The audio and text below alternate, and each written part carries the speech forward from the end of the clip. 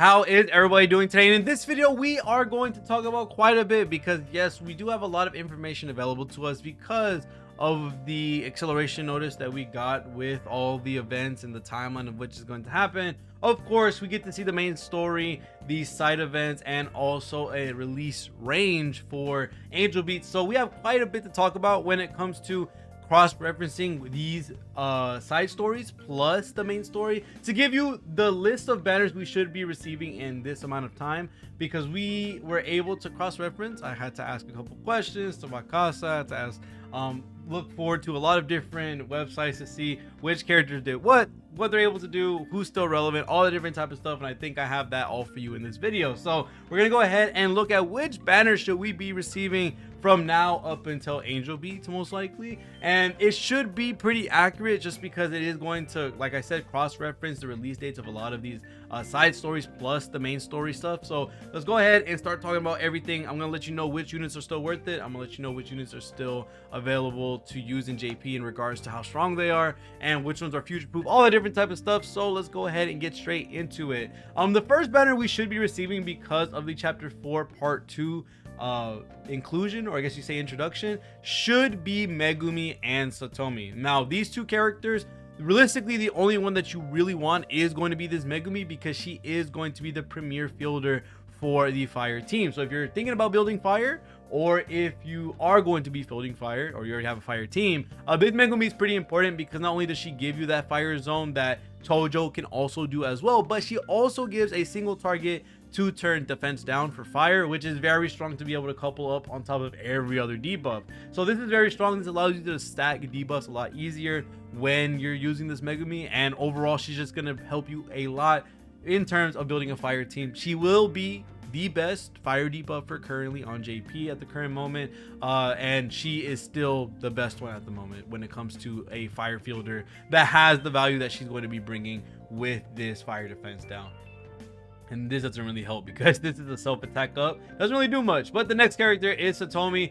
There's really nothing crazy about her. Realistically, the only thing she does is she's a dark blaster that you're probably not going to use too often, especially once we get farther into the game. As you may know, we have a lot of banners coming up very fast, and for a character like this to come out, is not really a lot of usage that you can use her for.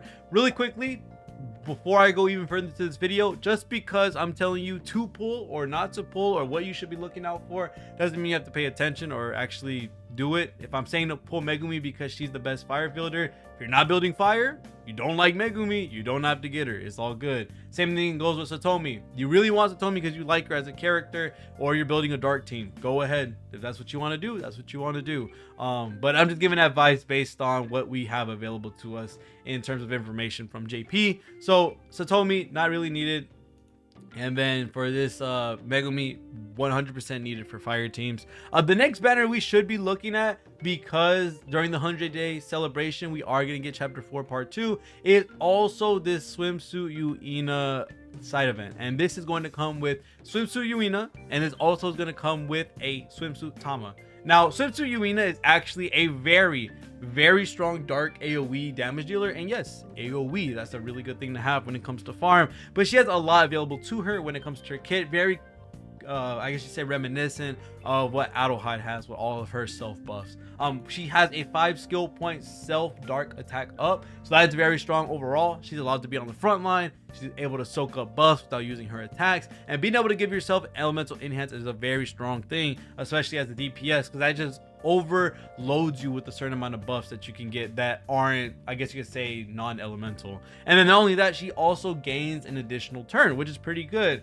Looking at her AoE, she also gets a critical damage for dark to herself, which is really freaking strong. And then not only that, whenever you are in your additional turn, which you want to kind of couple these two together, so you kind of want to have 20 SP, which is kind of insane. You don't have to, but if you do it without the additional turn, it's a regular hit. It still has all the buffs included, but if it's during the additional turn, you get a 50% extra damage dealt to HP. So that's actually super strong. And this Yuena to this day on JP is still very usable. It also is hitting up with some really good numbers. So realistically, you want to look towards getting this Yuena if you want to go for a dark damage dealer or a very strong damage dealer if you're excited for that. So right now, Megumi and Yuena are definitely characters that you want to have a look out for. Sadly, during the same time, these two should generally be during the same time frame within the 100-day celebration. So you would be seeing Megumi, Satomi,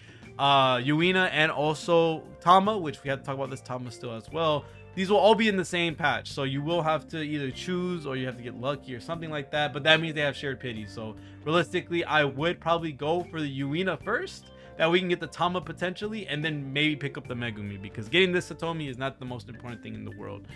Going ahead and talking about Tama, this Tama is going to allow you to heal the party when it comes to their shield, but not only that, you only get 3 turns of regen for the DP as well, so you also have a strong initial heal, then regen after that, which is pretty nice. And it looks like she also gets from this EX skill 3 SP to the party, which is very strong, but this is only limited to light style, so that's very interesting. So this will be a light exclusive type of buff that you will be getting from your EX skill, but other than that, this is still a really good EX skill to have. Not necessarily needed though. I don't think this Tama is something you would try and go out for specifically, just because looking at what she's able to do, this kind of doesn't beat her first version of her, which is able to give a strong EX skill heal, and not only that, a revive as well. So the only thing you would use this Tama for is if you're building a light team. That's literally the only thing you would use it for. Realistically, the only thing that we are looking towards right now, and she also gives a light attack buff to the party, which is kind of cool.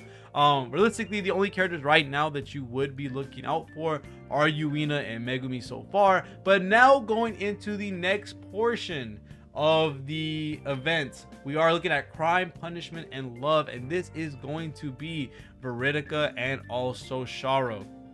Now, out of these two, Vertica is going to be a general defender, is basically going to be a side grade to Aoi. Doesn't have the same aspect of angel wings where you're able to nullify damage, but you do give a heal, which is really freaking cool, to the team while being the defender. You also give frontline defense up, help everyone get a little tankier, and then not only that, you have a crap ton of defense, I guess you could say oriented debuffs to the enemy. So attack down for 3 turns. It is single target though. 1 turn in prison, so they can't use their major moves. Enfeeble. It's just a lot of really good stuff. And then you also have a 10-hit attack, which is going to help out quite a bit for overdrive, while the Sharro is going to have an AoE defense down, which is very strong. And not only that, another dark defense down for AoE. So if you do pull Yuena, might look a little nice to pull the Sharro as well, which holy crap, there's so many characters that work together so close to each other, which kind of sucks, but that's the only reason you would pull Sharro. Realistically, I wouldn't say that this banner is too valuable, other than if you really need a defender or you need some type of sustain for another team, then Vertica would be really nice. And then Sharro as well. This character is really nice for dark teams, but not necessarily a 100% needed character either. These characters, especially this Sharro, will work really well with the Thunder Overwrite Sharro that we'll be receiving in the future, but looking at this Sharro right now is not a must. Hopefully you can pull her off rate on something else, because we do know with a lot of the other characters coming out in the future, especially with these banners moving at the pace there are, leaves a little bit less wiggle room to get a character and then maybe try to get another one later down the line, because how fast the meta is moving. Because if we're moving characters super far into the future, like we're ramping up the pace of banners, it is going to shift the value of some of these characters as time goes by. So realistically, this banner isn't the craziest in the world, isn't really a must pull by any means. Still, the main targets, again, Yuena and Megumi at the current moment for their own intents and purposes. And then the next one is going to be Piece of Cradle, and this is going to be Miko, I think that's how you're gonna say your name, Miko Tendon, I think, and Risa. Risa is going to be a regular healer for the most part. She's going to give DP to the front line most likely, and then the EX skill gives a party full on heal for the most part, and not only that, you're able to revive as well. So it's very similar to the SS1 Tama EX skill, and realistically not necessarily something that you need, but the Miko is going to be very strong. The only problem is there is a better ice buffer in the future for JP, but what she's able to do is she does give 2 turns of single target ice defense down, which is pretty freaking strong. I'm not gonna lie. Having the ability to be able to have the 2 turns debuff for an element is a really strong thing, because it allows you to stack on debuffs a lot easier without the need for overdrive. So looking at these characters, out of the 2, Risa is nice, but as a general healer, if you have Aoi, if you have any Tama, anything like that, don't necessarily need them. And looking for the Tenon, having the ice defense down is really nice, but like I said, there is a better ice debuffer down the line that we do have to make note of, which is the Chia, if I'm not wrong. And this Tenon kind of loses their value a little bit. Doesn't mean they're absolutely useless. If you really like your ice team and you want the best of the best, this will be the ice buffer that you want if you're building towards ice. But like I said, there is a future ice debuffer that's later down the line that is better than Miko. So look at the characters that you most likely want are going to be the Fire Megumi for fire teams, which is the fielder. AoE Dark Yuena, who's going to be the, I guess you could say, highest priority in terms of units you would summon on, just because of how strong she is. And then not only that, you're also looking at Miko for ice teams if you want to build into your ice team. Lastly, the characters that everyone's waiting for on summer 2025 will be the Angel Bees banners with Kanade and Yuri. We should be receiving Yuri for free, so this is a free fire damage dealer for everyone. So if you want to build towards fire, well, boom.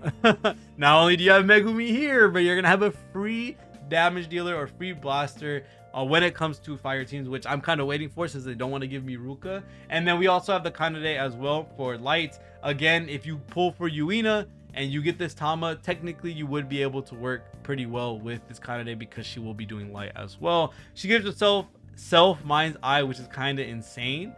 She can give herself SP recovery based on the AoE attack, if I'm not wrong. Yes, this is AoE attack. And then she has self light attack up on her EX skill. So yeah, there's a lot of really cool units coming out, but that should be the confirmed banners that should be happening in that order, and what we will be seeing based on this notice that we got. Of course, we should see sometime soon some type of notice that tells us, hey, this is all you're gonna get during the 100-day celebration, and then I'll make a video about that as well. But other than that, that should be it for this video when it comes to all the banners, all the characters that you should pay attention to, or you should probably pull on. And other than that, that's gonna be for this video. Thank you guys so much for watching. See you on the next one, and peace.